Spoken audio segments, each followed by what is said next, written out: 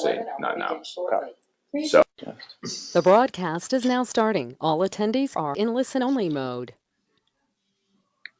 Happy Wednesday, everybody, and welcome to Intro to CAB. My name is Joe Mackin, and I'm part of the strategy team. Today, I am joined by Tim Harvey. Tim, do you want to say hi to everybody? Hey, how's it going, everybody? Hi, and it's wonderful to be joining you today.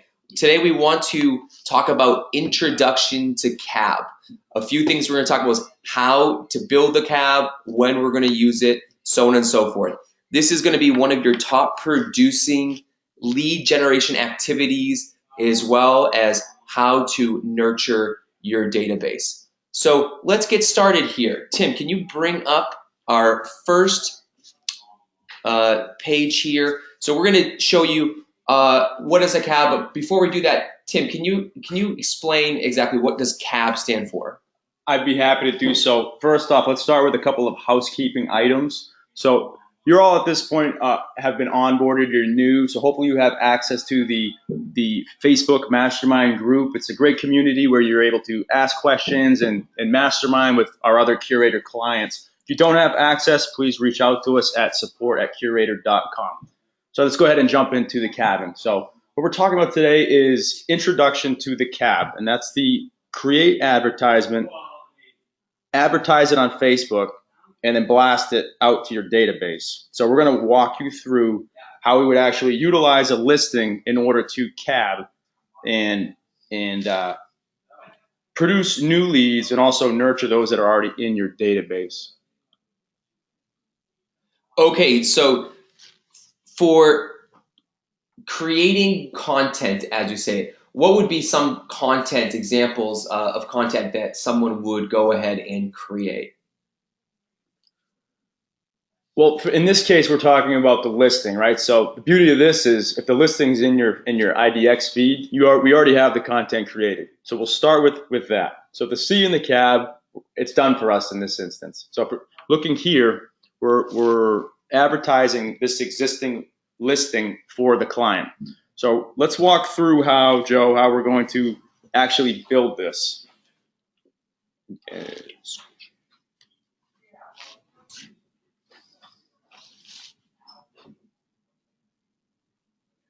Okay, so Joe, can you see my screen?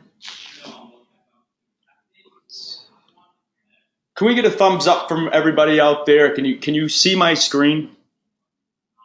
yeah, right now I can't see it. Okay, we're getting it all good, which is good news, Joe. All right, so let's back up here.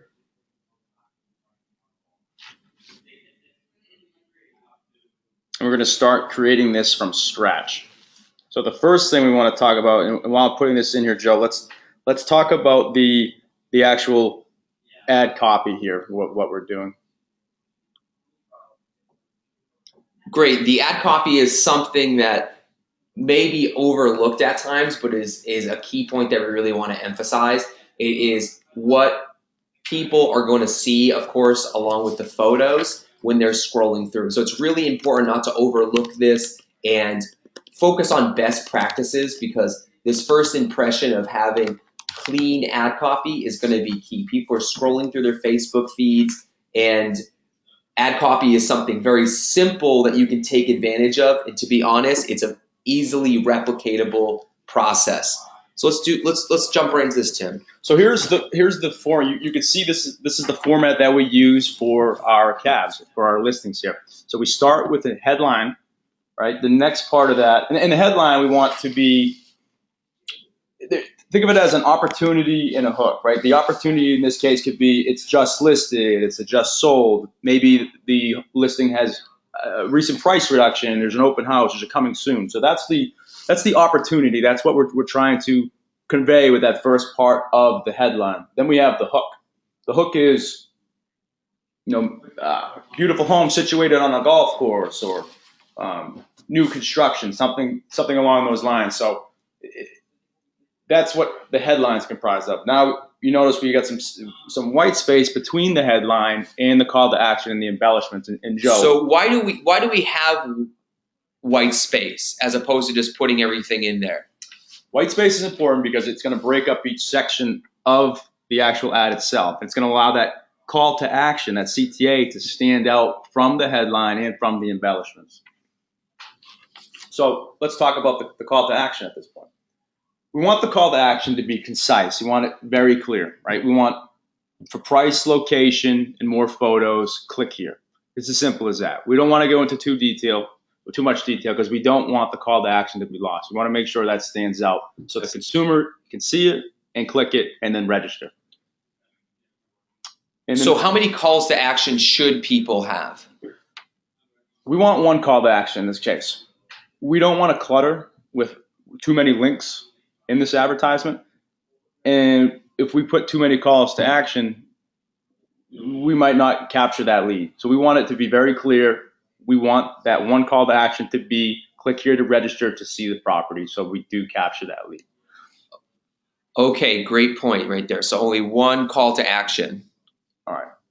So embellishments. Let's talk about that last part of the ad, the embellishment. And this is going to be the key features out of the listing that we want to highlight. Okay, we can be broad here, Joe.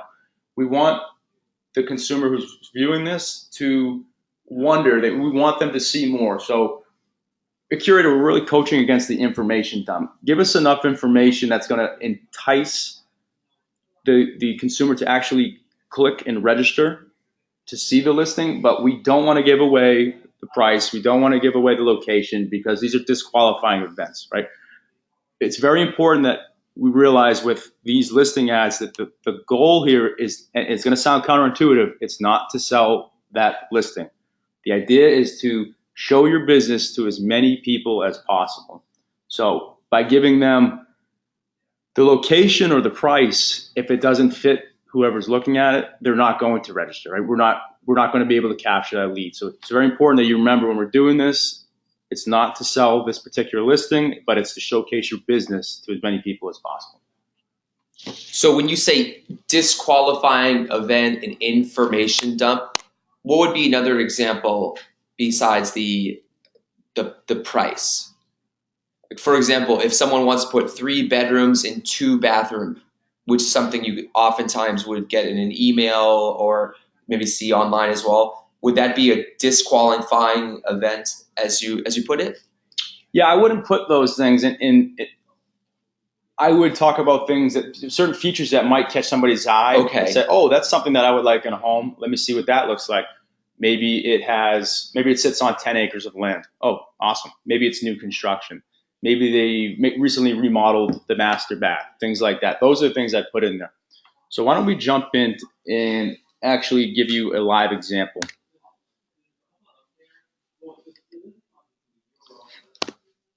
Okay, to add on to that, just more description of the lifestyle is another way to think of the embellishment or the features here. Exactly. So we'll show you a recent one here. So we've got on the first line there, the headline, we're talking about a home of the week, right? In this case, it's been on the market for some time, so it's not a just listed. We want to showcase this as a home of the week. So the opportunity in this case is we have a home of the week. There's something special about this home that's making this the home of the week. And the hook on that is we have an adorable new ranch. So what we want them to check out is the home of the week, and why? Because we have an adorable new ranch. Plain and simple. That's what the headline is. Tim, would you say that you need to write a very descriptive headline in terms of like having it very lengthy, or is short and sweet also okay? Shy away from putting too much into the headline. We want it short and sweet. Right? Okay, great.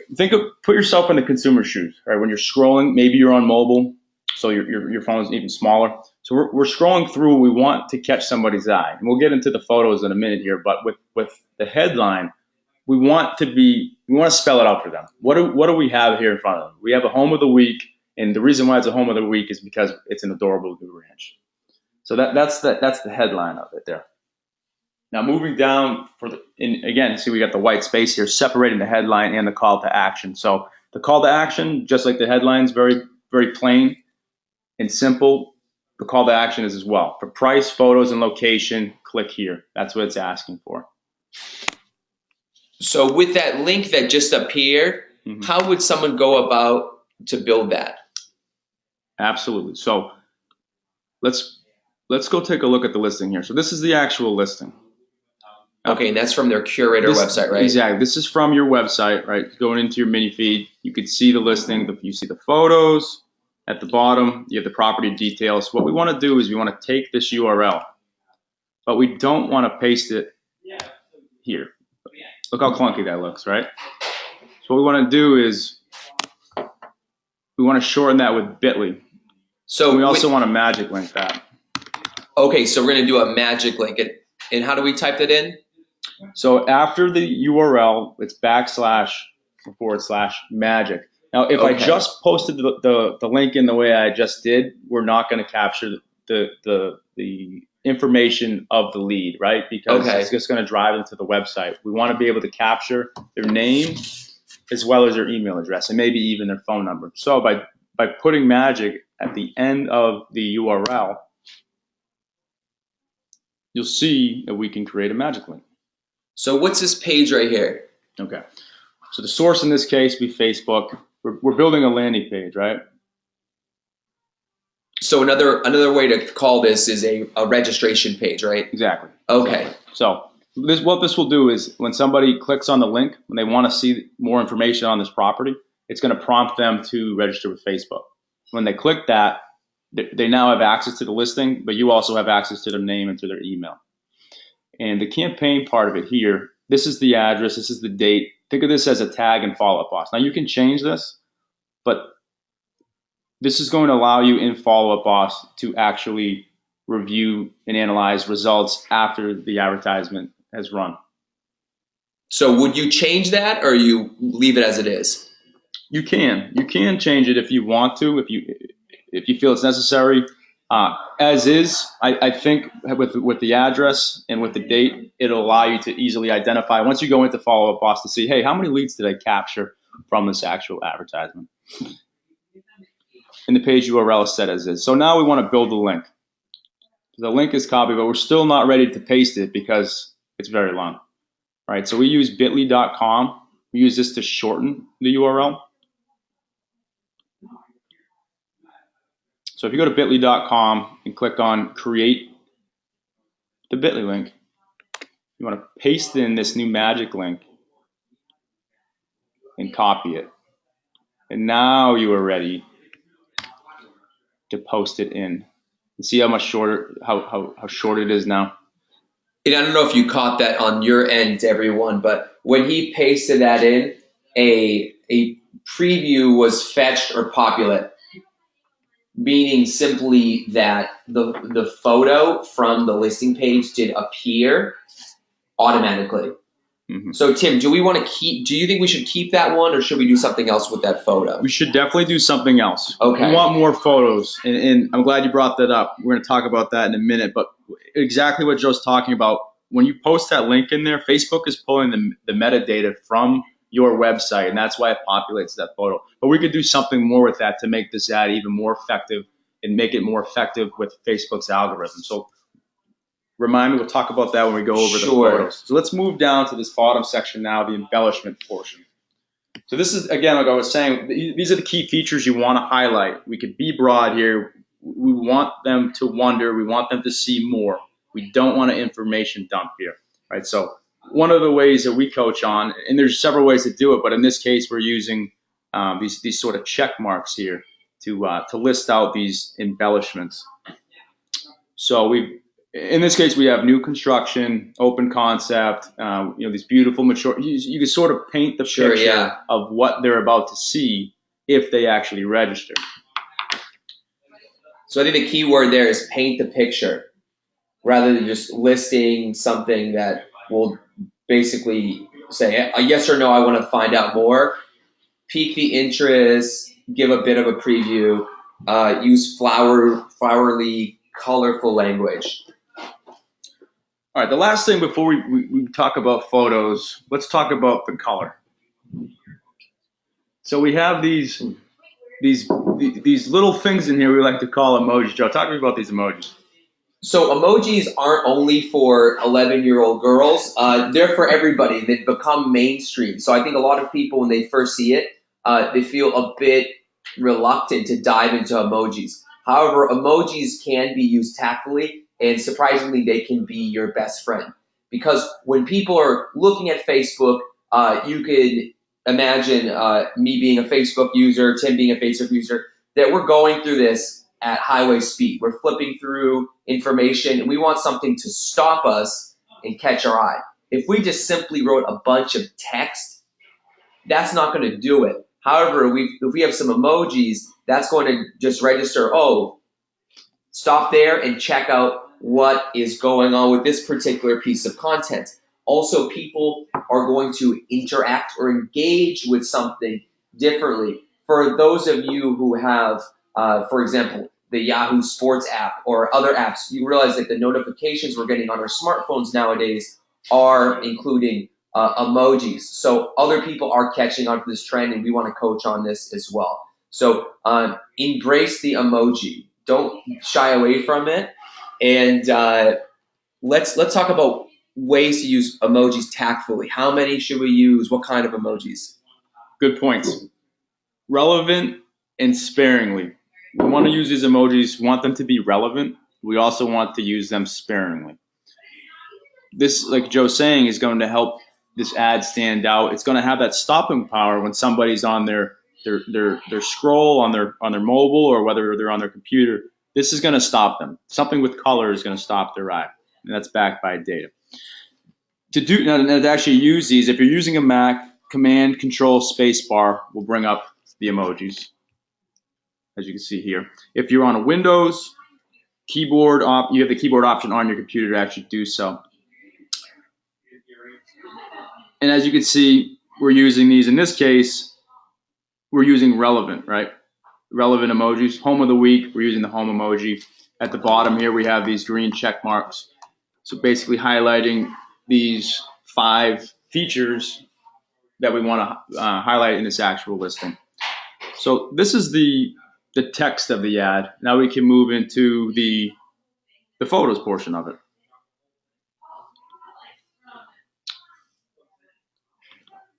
So just to touch upon one point again, when that photo was auto-populated, when we put in that link, I'm not sure if you folks caught the one part. It actually included the address. So that does give us one more reason to get rid of that, because we don't want the address to appear, because that's going to, maybe someone's going to see it and let me just Google it and go direct them away from where we want them to go, which of course is to click on the link, to engage with your content, to check out the photos, the details, of course, to look at what you and your team have to offer. So, Tim, I see that right now you are putting more than one photo down. How many photos do you think that would be appropriate for a listing promotion? And this is why we do this. And when Facebook's pulling the metadata from your website and pulling that one photo, there's a reason why we coach to use 6 to 10 photos. And the reason for this is every time somebody clicks on each photo, Facebook is going to count that click, that individual click, as an engagement. So think of it like this. With every click, and that's 6 to 10 clicks now if they're just clicking on the photos as well as the bit.ly link, those are individual engagements. The more engagements that an advertisement gets, the more Facebook says, this is relevant content. We should show this to more people. The more people that this ad gets in front of, the more potential leads you have, but the higher the relevancy score that Facebook gives this advertisement, which means it will put this in front of more people, which means the cost per engagement is cheaper. The cheaper it is for you, the more people will see this advertisement. And that's why we coach that. That's right. Another way to put that is Facebook will reward you for making great content or relevant content that people like. So more photos is going to do that. And as far as the photography, say, Tim, if I'm a realtor and I'm thinking, okay, I want to be able to cut costs on a certain thing, what would you suggest as far as photography? Does the photography need to be okay? Can I do it with my iPhone? Should it be professionally done. What's your suggestion on that? We definitely coach professional photography. Please do not use your iPhone, right? Again, put yourself in the consumer's shoes. What's going to have stopping power? Just because you're putting an ad budget behind an ad isn't going to make these photos magically look good. The photos are the most important part. When it comes to stopping power, we want to make sure that these images look great so somebody will actually stop, read what you have to say, and then click to register to see the actual listing. And we will talk more about that in other training webinars here about tips for photography. But let's continue here. Okay, so we coach collage style, and as you can see here, if we're actually looking at the Facebook, if I were to click this bit.ly link that we've created, let me show you what the consumer would see. This is what they see, right? So see this collage style. We have the first image is a featured image. We have a few other images at the bottom there. So that's what we coach, and that's another reason why we coach 6 to 10 photos. Now let's talk about the order, right? There's an actual order to this. It's not just the 6 to 10 that you'd like to include, but exterior to interior. Think of it as it's typically your exterior shot that's going to have the most stopping power. So if you have the front of the home with some negative sky, maybe a green lawn, aerial photos perform extremely well. So if you have drone photography, so we want to lead off with the exterior photo and sort of progress through the interior of the home. So think of it like a walking tour, right? Exactly. You open the front door and you see what's inside. In terms of the second photo, do you have a tip for everyone out there? What would you put for the second one? Does it necessarily have to be the entryway from the front door, or would you put a different photo? Well, Facebook, and when we publish this, Facebook is only going to show the first few photos, right? Sure, so not all 10 at once, exactly, right? Okay. Exactly. So with the first few, we want to make sure you're showing the photos that is going to, you have that stopping power now with that featured image, but now we want some other photos to entice them to click further. So if the first image is the front exterior shot, which is typically an impressive shot, so somebody wants to see what the actual home looks like, then I might go into, say, the living room or the kitchen, from there the dining room. But you would make sure that second photo looks really nice. Exactly. We want all these photos to look really nice. And that's one way that professional photography can make these photos look nice. Now, want to nail down that wow factor for sure. Exactly. And then on the back end of these photos, towards the end, you notice we have here the backyard, an exterior shot of the home. So it's almost like we've walked through the home from the front of the house into the backyard. This isn't the way it has to be done each time, but we know this to be an effective way to do it. Are there any types of rooms that you would exclude? There are. Okay. Notice with these 6 to 10 that we have here that you're not seeing bedrooms and you're not seeing bathrooms. Okay, so why is that important for people to know? Again, we want to pay to play, so to speak, right? Okay, entice people, right? We don't want to give them everything. Right? Sure. If we were to give them exactly what the inside of this home looks like, then why do they need to register? Okay, good. Maybe that's another reason why we wouldn't have more than 10 photos as well, right? That's another reason behind it. Okay, so we want people to kind of get a preview of it, but we don't want to show them, disclose everything. Mm-hmm. Okay. We again want to entice them to say, yes, I want to see more. I've seen what part of this home looks like. I've read part of these embellishments, part of these key features. Now I want the whole thing. I want to see all, say, 35 photos. I want to see the entire property description. And so we give them just enough so they can get an idea what the home looks like, but not exactly what the home looks like. Just like a Costco sample here. Yeah, exactly. All right, so at this point, we can now publish this. Now, when I publish this, I haven't created an ad yet. I've just created a post. Oh, so you haven't spent any money? I have not spent any money. Okay, just on your business page. And the only reach we'll have at this point is organic reach. And what I mean by that are the people who follow you on Facebook. So in this case, we have 2,600 people who like this. Not all 2,600 will see this, but we only have organic reach. Nobody who does not follow this Facebook page will ever see this until we actually advertise it. So, and here's what, before we boost this, I just wanted to hit this point home. Here is the collage style of photos. Notice we have the exterior for the featured image. We sort of walk through the home. You see the living room. We've got the fireplace. That's something. The fireplace stands out. Like that's if the home. If you have images of a fireplace, those are definitely the things. Yeah, definitely. That looks really nice right there. Mm-hmm. And here we have the actual headline, the call to action, and then those embellishments with the magic link. One tip here, if I can jump in just for a second. Say if you see that you have a typo or the emoji looks funny, before you spend money, you can actually click here and you can edit the post. So if you see that there's a mistake, you can change it accordingly. If you think that photo looks bad, you can click it. So you can do this before you spend the money, after you post it. However, you can't do it after you've spent the money. So that's just a tip right there. Great tip. All right, so discard, yeah. So we're just gonna move forward here. Okay, so now it's a post, but now we want to boost the post, right? Okay. We're creating an advertisement. So this little blue box at the bottom right will allow you to boost this post so you can put this ad in front of thousands of people. And now, who are we showing this to, Joe? So we want to show it to people who are relevant to you. Okay, think of people within your experience map where you've done business before. Furthermore, we want these people to be someone who haven't been introduced to you yet, i.e. they don't know who you are.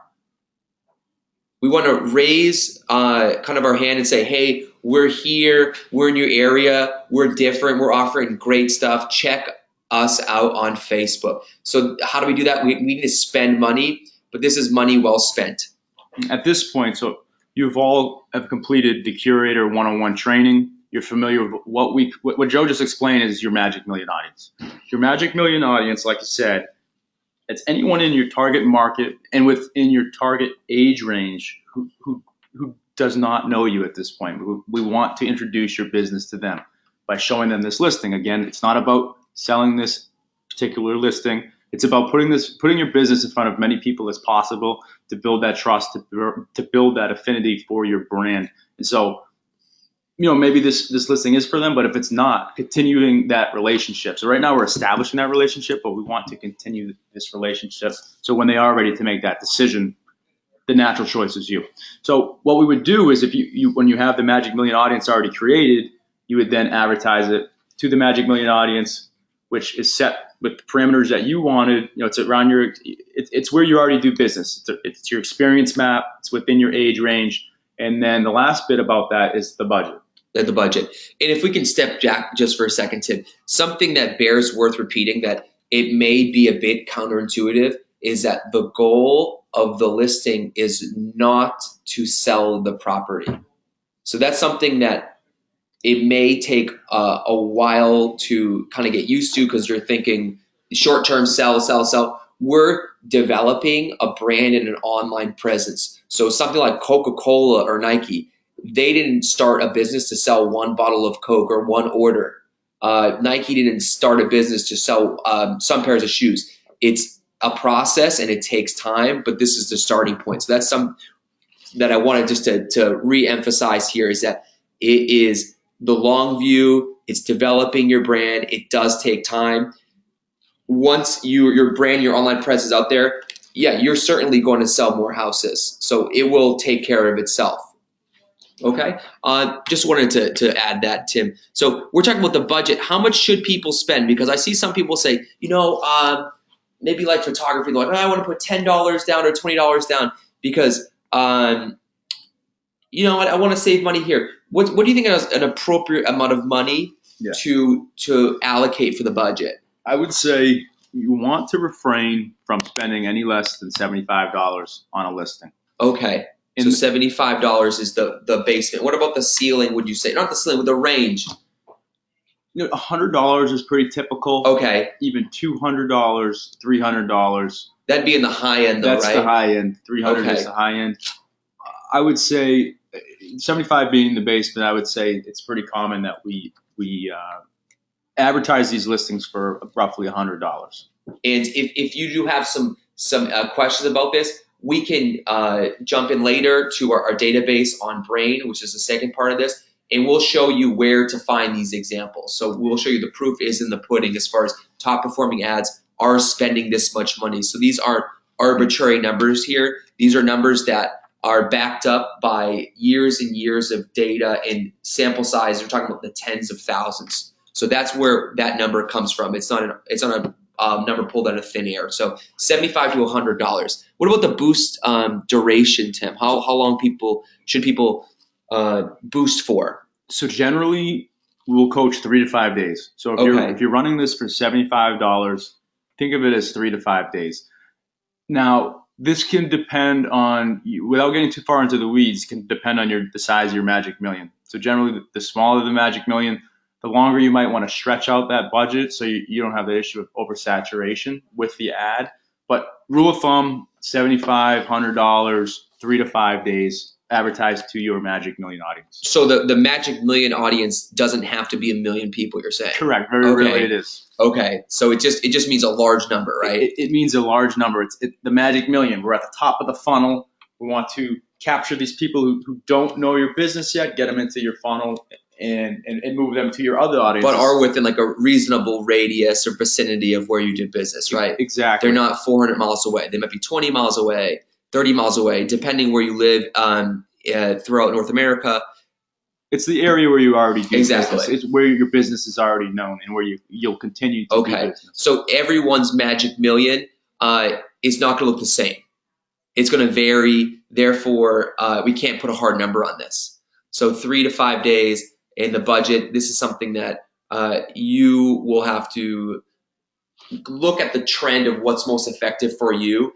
And again, in Brain, you can see a top performing ad and say, hey, they have the same Magic Million, 100,000 people. What was their boost duration? What was their ad spend? And then you can start using that as a framework. So if someone is 100,000 people and they've done a 4-day boost for $75, you can try that out. However, if someone else is in a more metropolitan part of, say, the United States or Canada, then you can focus on a different number because, of course, it's going to be different. Mm-hmm. Okay, what about this tracking conversion? Should people select this because Facebook made it so maybe it would entice people? Would you coach on clicking this tracking pixel right here?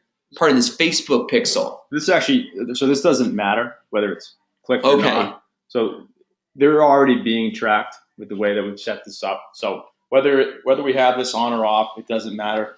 Facebook gives us this option here. Maybe if we were say selling something online here, like merchandise, like a T-shirt or selling something, merchandise, right? It would be important. In this case, it doesn't. So don't be afraid to leave it off or on. Sure, we're already tracking them. Yeah, we've already tracked on the back end of your website. So this is something that we don't need to do. Correct. All right. So we've talked the C. Okay. We've talked the A. So we've created the content, which is a listing. We've advertised it on Facebook.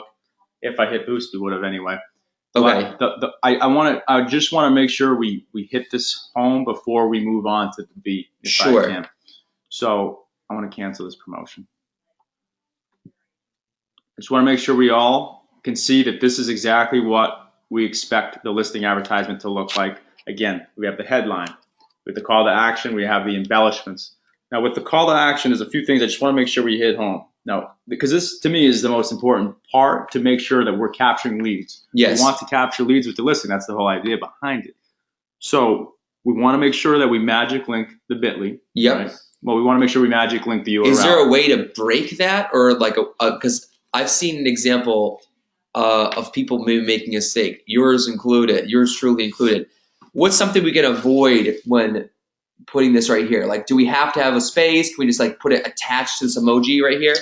We want to put a space between emojis. Okay. Right, just in case. We want to put the space. And it's a good rule of thumb, and I always coach this, that before you publish it, to go ahead and click the bit.ly. Exactly. Just make sure it's working. Because sometimes if there's no space there, then that link is not going to open and you just spent money for the purpose of spending money without capturing leads. Sure, you're going to create some engagement, but we want to direct the Facebook user on where to go. If that link is broken, then that's going to be bad news for lead generation purposes. Absolutely. And if you're seeing this screen, the Bitly's working. And Perfect. so the consumer would just be clicking the view 25 photos. Yeah. Once they click there, it'll prompt them. Go ahead and click it. Okay, so in this case, like Tim would continue, and then he can see the photos, and Tim is now registered as a lead here. I just registered. I am now a lead, and then we have the option to enter a phone number. Now, the lead, this potential lead here, can bypass this step, but we give them the option to put in their phone number. If they exit out, they now have access to the listing, right? So I just became a lead. You have my name, Tim Harvey. You have my email address, and now I'm in your database. Okay, and a quick point on the Facebook registration. Without getting too deep into it, we use this because people are more likely to click view and submit.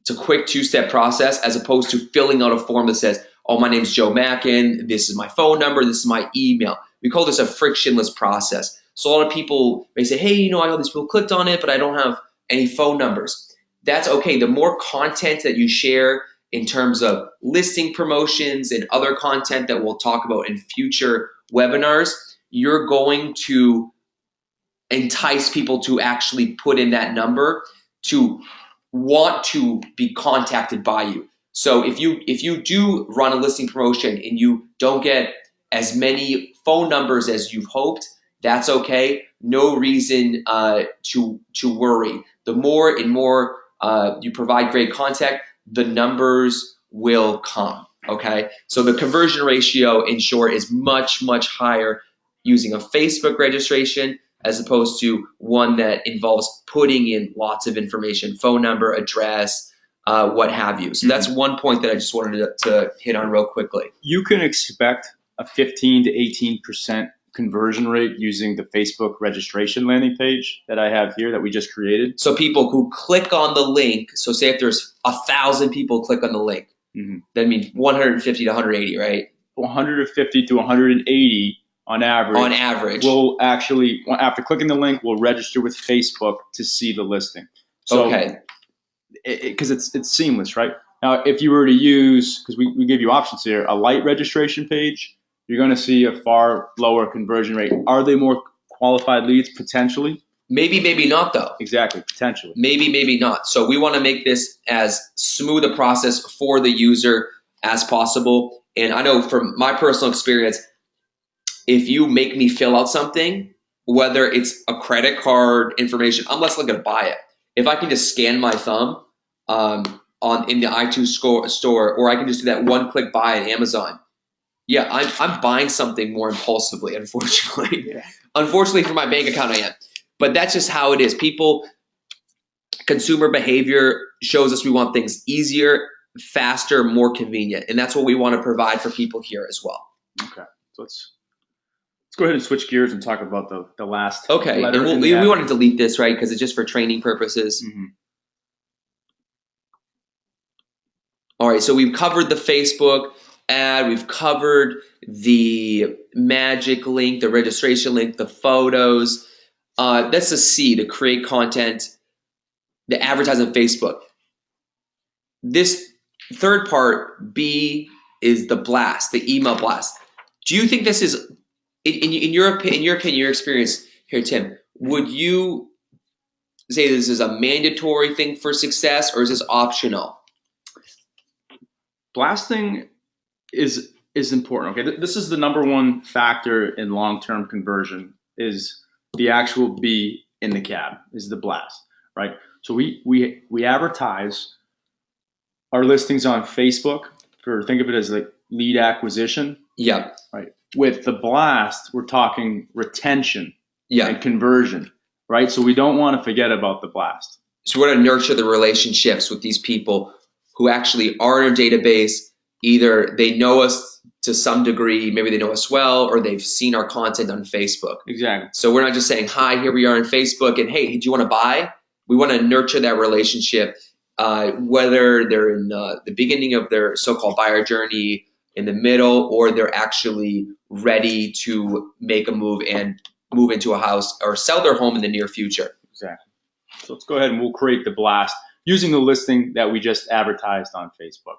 So to do so, you already know through your training with Curator 101 that you would go to your brain, you log in your brain. So account is this your in order to brain send a right blast. here? This is the client's brain. No, not your brain. Yeah, sure. This is the client's brain. So this is what they'll see when they pop up. Exactly. Okay. So this red bar up to the top right is where you would go to in order to create a blast. Okay, so we're clicking right here. We are. Now, you would have various lists here. Okay. And also the option to create more lists. In the list, what these are, they contain the emails of your database, whether they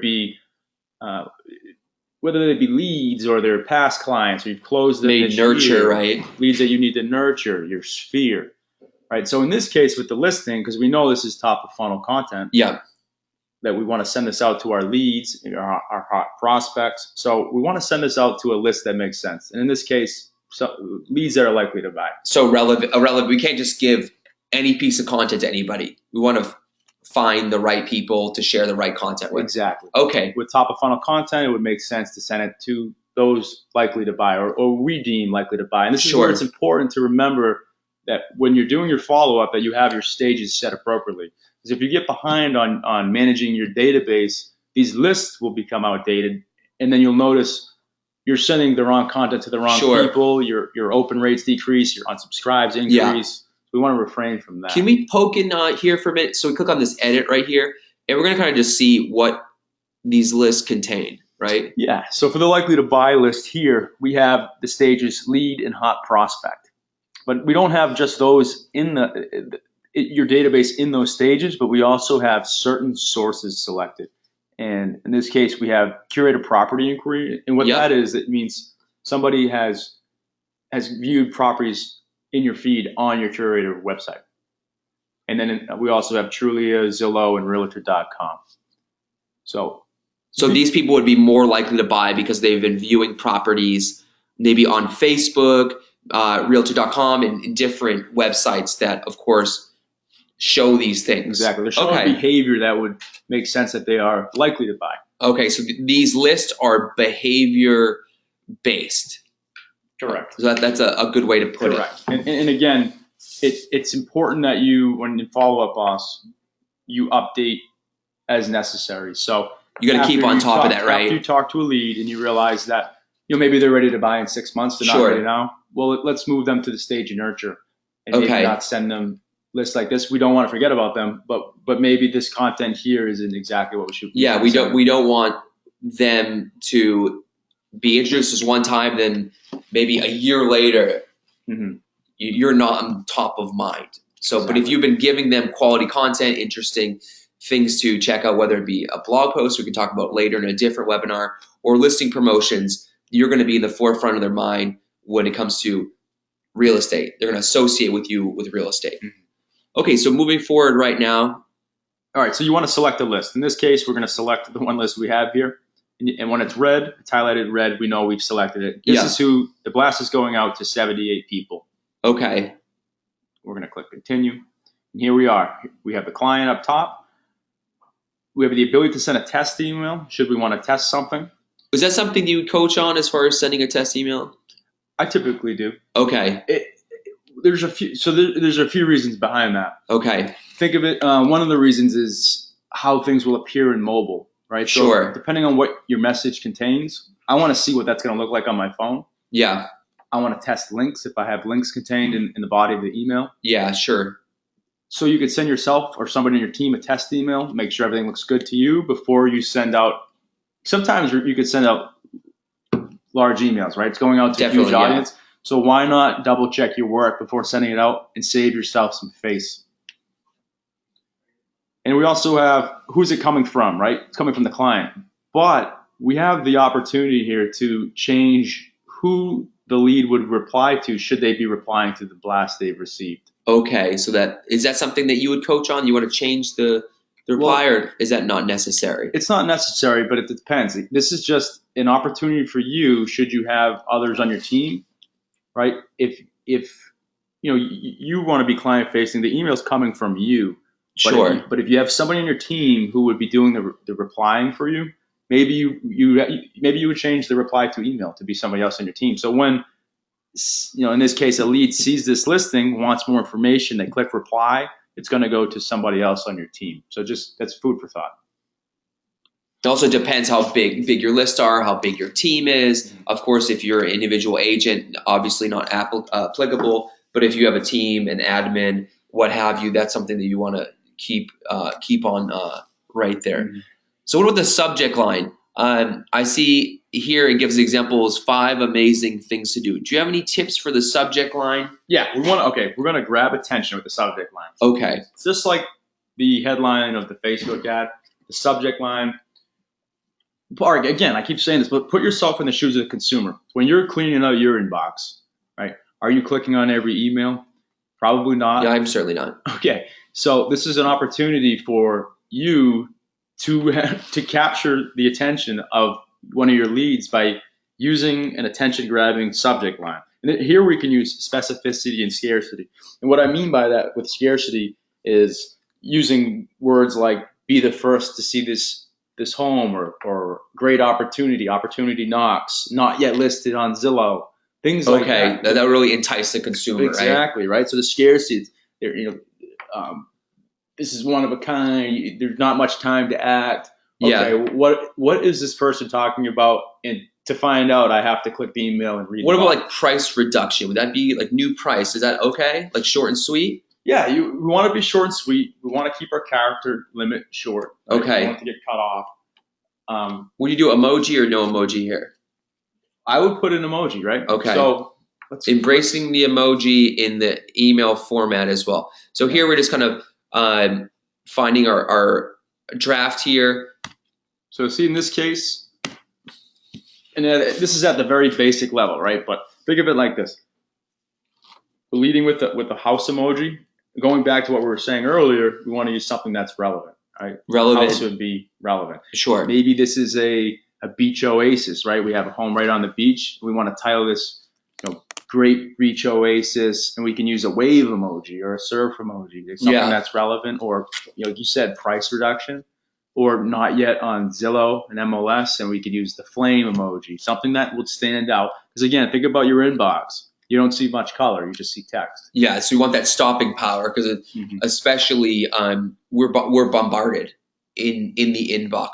So if something has short and simple, it's enticing, and has an emoji, then we are more likely to stop and look at it. So that's the first part. That's the first battle is getting people to doing a double take, and then of course clicking on it. Yeah. So we plug in a house here. And if you have like a MacBook, how do you create these emojis? Because we use MacBooks here in the office. Yeah, like I was saying earlier, if you hit the Command Control Spacebar, and that's what I'm doing right here, right? Command Control Spacebar will bring up your emojis. Now, if you use Facebook and you're late to the Mac game, you could do so with the Windows option, and I believe that's only going to work for Windows 8 and above. If you have 7 or maybe 7 I know you above. can Google just Facebook emoji board. I've tried it before, so it's really easy to add that shortcut. Mm-hmm. Yeah, it's the keyboard option for Windows 7 and above. All right, so for the subject line, amazing. I'm bolding it because it's standing out. Amazing, new ranch. Now with the actual body of the message. So we're just pasting this in here. We're going to kind of spread it out with the body. I see we start with hi. Mm-hmm. Short. Very creative. Very creative. But we're going to add to that because we're going to have the option of addressing people in our database right here. So it's important that in our database, we don't just put John Smith under the first name. We put John under the first name and Smith under the second name. And we can add a personal touch here. So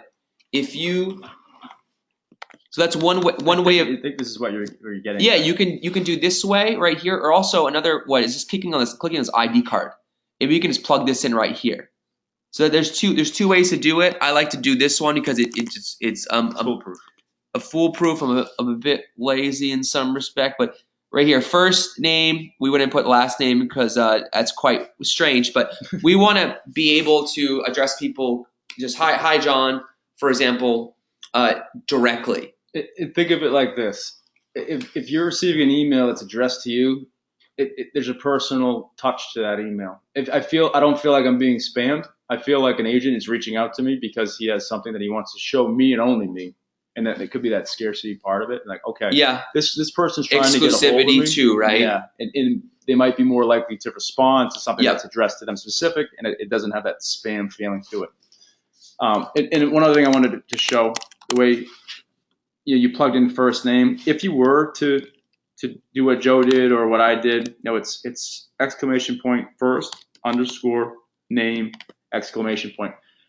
This will pull the first name from Follow Up Boss. Okay. So that's where it's pulling from. That said, if the field on Follow Up Boss is blank, it will not populate a name because there's no name. To Sure. put. So you got to make sure that your Follow Up Boss is okay before you're doing that, because I'll just say hi there, which could be a bit creepy, to be honest. So For some people, keep that in mind. keep that in mind. Your fault. Yeah, We'll right. pull the first name, but Yeah. there needs to be a first name in the first name field on Follow Up Exactly. Boss. And this sometimes alarms some of the clients. When you in follow up, once the blast is sent out, in Follow Up Boss, you will see hi exclamation point first underscore name. They think it didn't work. Don't be alarmed. That's what it looks like in Follow Up Boss. That's right. That's actually what it looks like. Exactly. Because it's not going to list 100 different names. Okay, so let's get into the actual body of it here. Hi, first name. Hi, Joe. We're Yep. excited to share this lovely 5-bedroom home with you. You could be one of the first. So there's that scarcity of it. That you could be one of the first to see this, meaning there not many people have seen this. You want to get that FOMO out there. You have an opportunity to be one of the first. And then we highlight 5 things that we love about this listing. It looks pretty similar to what we did on Facebook. We're using emojis. We're adding color to it. We want this to be 2 to 3 sentences. We don't want to put too much information in there. Not for the, we don't want to give everything away, right? But we don't want to lose, the person reading this. So it's sort of a similar like psychology as the Facebook ad. We want to entice people with a preview, but ultimately we want them to click on these links that we're going to be putting in here to lead them on the journey, the consumer journey of checking out the property and also seeing our blog, so on and so forth. Yes. If you put these, as Tim called them earlier, disqualifying events, we don't want people to make a yes or no decision right away. Exactly. And we don't want to lose them, right? So 2 to 3 sentences. We want to keep it short and sweet. And this is just one approach, though, right? Because there's other people, as we can show in a later webinar, that do have maybe a storytelling approach. But this is one effective approach that has shown great results, and it's very easy to do. It's very repeatable. We're using the Facebook ad copy. So we want to just emphasize there's more than one way to skin a cat here. This is one method of doing that. That's battle tested. We know works. Sure, yeah, we know the proof's in the pudding. We know it works. You can see very similar examples to this in Brain if you wanted to see other successful. Yeah, and we'll jump into that in a later webinar. Class. Okay, so we're missing one key ingredient here, and that's the listing itself. So we've got the hook, right? We set the hook with showing these 5. But yeah, where do they go after we see this? Exactly. So I just copied the URL. You would go to the listing that we've already. Notice I took the magic link off, right? Yeah, so it's only the listing page, right? Correct. We just want, they're already in our database, right? They're already being tracked. Yeah. We don't need to put the magic on the end there. Now, a beautiful thing about what our system allows is now I've just copied this link and I'm going to paste it right into the body of the email. And look at that. Okay, so that's a hot link, correct? We have, exactly, it's a hot link.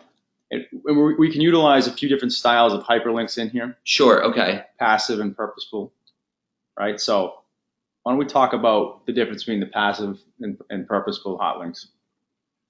So if someone is, if you mentioned a passive link, what would be an example of a passive link? in this email. So like 5-bedroom home, right? Exactly, right? So Because you're not telling people like see this 5-bedroom home, but it's more like passive, like, oh, we have this beautiful 5-bedroom home. Exactly. So in this case, we're excited to share this lovely 5-bedroom home, right? So if I were to take the 5-bedroom home and highlight it, maybe someone's attracted to having a bigger home with more bedrooms, and they're kind of scrolling on that. At the toolbar here at the top, you have the opportunity to insert a link. And what is that you're clicking on right there? Right here? Yeah. At the toolbar, it's an actual chain, right? A little mini, it's exactly. It looks like a little like chain link, right? Clicking on that, I'm going to paste in the URL. Check off open a new tab. And now we have... Oh, it's highlighted, right? Exactly. So it stands out as well. Yeah, definitely. So they see, 5-bedroom home. Interesting. I'm looking for a 5-bedroom home. And they might click on that. So that's something that'd be passive, because if someone is looking for that bigger home, they'll scroll over that and they'll just maybe be drawn to it and click on it. And here we have a here capitalized. And are you going to do the same thing here? I'm going to do the same thing here. We're going to hyperlink this as well, but this would be a purposeful link. We're telling them here, you can check out more photos here. And the so that's like a call to action, right? Exactly. So that's the purposeful go here, check out this one, act now type of thing. So now we have three different calls to action. We have the passive up top of the 5-bedroom home.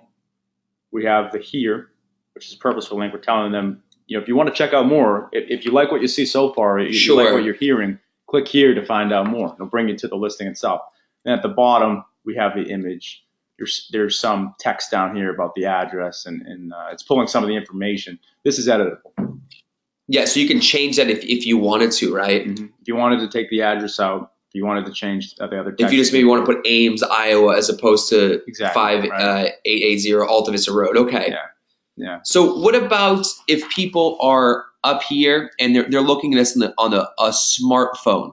Would you suggest that they create more white space, or no, if I look at my emails on a device? And this is another reason why, going back to sending yourself test emails, and you can check it on mobile. You'll get a good idea of what it will look like on mobile after you do this a few times, but it's not a bad idea. It's advisable to send, if you think this might be too lengthy or maybe not enough white space. Or too cluttered, maybe. Too cluttered, too much information. Yeah. Send yourself a test email. Check it out. And then maybe you can space something out if you think it looks too cluttered. Because I know that if I get an email and I'm on my device, for example, my iPhone, and it requires me to read paragraphs on a tiny screen or smaller screen, maybe I'm just going to forget about it unless it's very critical. Yeah, exactly. All right, and the last thing I want to point out about this auto saves draft. Right, so don't be afraid. So you can draft it, edit here. Okay, there it is. Okay. So notice it says draft at the top. Yep. So it'll say draft. If I hit send, it'll say sent. It could say scheduled if I schedule it. So I'm going to hop back into the email. So you can just after you click that continue, right? Maybe I was working on it and maybe I had an appointment to go to, but I wanted to keep it here so I remembered I need to finish this up and send it. So if I were to log back into Brain, I would see this exactly as is. I'd click on actions. In the drop down, we have the ability to delete it, but also edit and send. Edit and send, and you can return to it. Okay. Exactly. You could change the audience if you realize you selected the wrong audience. Or maybe you didn't include enough people, and here everything still is, right? So at this point, if we have the email how we want it, we would want to continue and send. But this screen, we have the opportunity to send right now. We have the opportunity to schedule it to send at a later date. So what do you think is a good time to send an email? Like, should I just send it whenever I'm finished? Yeah. Is there some sort of coaching tip that you could share with everybody who's on the webinar today? Exactly. So if I was creating this at nighttime, right, I wouldn't want to send this at night. We see the highest open rates. And again, that's what we're aiming for, right? We want our leads to open these emails so we can see the link contained within and actually click and look at the listing. So between 11 a.m. 2 p.m., 11 a.m. and 2 p.m., Tuesdays through Thursdays, that's a good time to send it. So if you're working on this email outside of that window, sure, you're going to want to schedule it for that time. Okay, so let's wrap up here, but we want to answer some questions first. We have a Mr. Hotcakes is asking some questions. about what was the website for that. Can you clarify that there, Craig?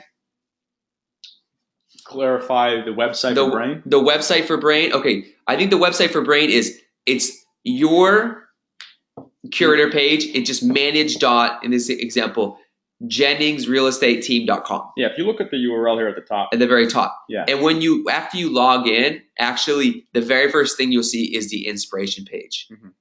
So if I were to back up, exactly. And so Brain, when you log in, it's your curator URL, like you just said. On the front end, you're going to put manage dot, in this case, JenningsRealEstateTeam.com. That's going to bring you to Brain, the homepage. This is where you're able to access all of Curator's clients' past email. You can find the most successful email blasts as well as the Facebook advertising. Use this, right? We're using this curated content. We can analyze the results. We see what has the most link clicks. So it's like a success library almost, right? Exactly.